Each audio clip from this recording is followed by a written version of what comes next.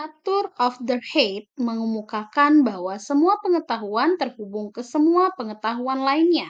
Yang menyenangkan adalah membuat koneksinya.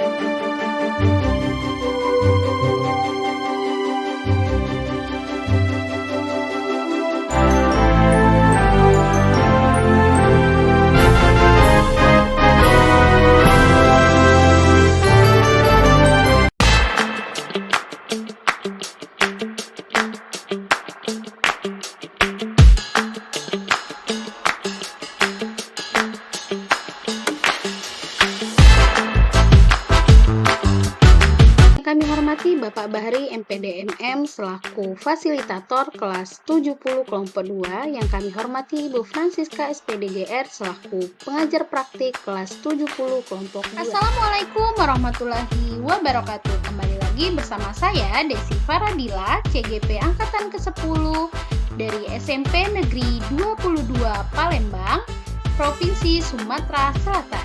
Di sini saya akan memaparkan koneksi antar materi modul 2.1 pembelajaran berdiferensiasi. Apa itu pembelajaran berdiferensiasi? Pembelajaran berdiferensiasi adalah usaha guru dalam menyesuaikan proses pembelajaran di kelas untuk memenuhi kebutuhan belajar individu murid. Pembelajaran berdiferensiasi adalah pembelajaran untuk mendukung semua murid di kelas. Tujuannya adalah untuk memastikan setiap siswa dapat belajar secara efektif dan optimal sesuai dengan keunikan mereka. Dalam pembelajaran berdiferensiasi, guru menyesuaikan konten, proses, produk, dan lingkungan belajar untuk memenuhi kebutuhan belajar yang beragam. Minat setiap anak adalah unik. Mereka memiliki kelebihan dan kekurangannya masing-masing. Begitu juga dengan minat, gaya belajar, kebiasaan, pola pikir, kemampuan literasi, dan lain-lain pasti berbeda. Disinilah memerlukan usaha guru untuk dapat memenuhi kebutuhan belajar murid yang berbeda-beda, agar mereka merasa nyaman saat belajar di kelas dan tentunya tujuan belajar dapat tercapai. Bagaimana cara untuk dapat melakukan pembelajaran berdiferensiasi di kelas?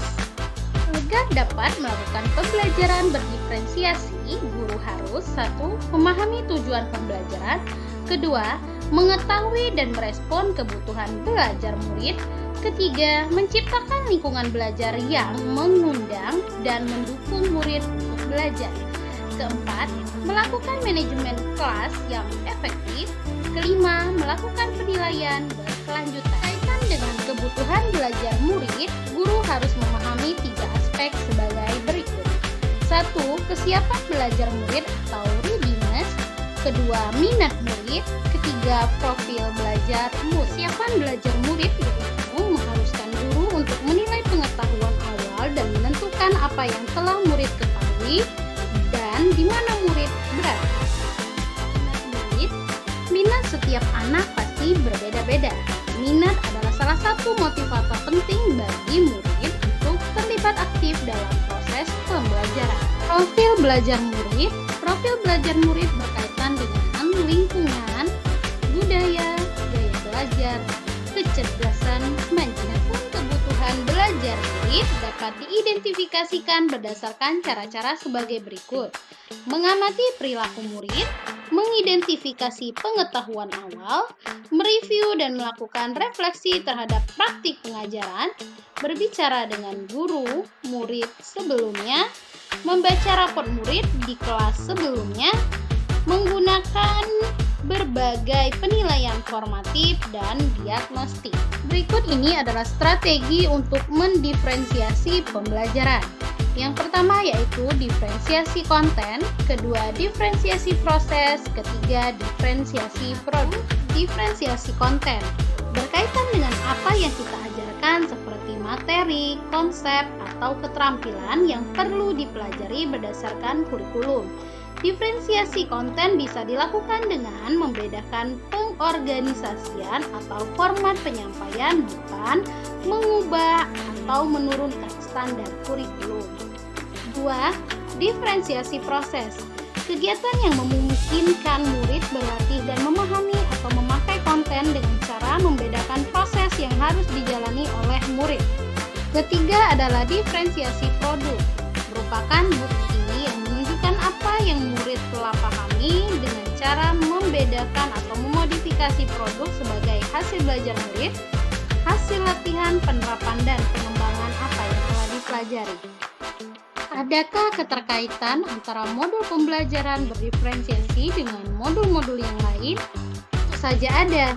Untuk dapat melakukan pembelajaran berdiferensiasi, maka guru harus berusaha memenuhi kebutuhan belajar anak sesuai dengan kodrat alam dan kodrat zaman, berdasarkan filosofi Ki Hajar Dewantara.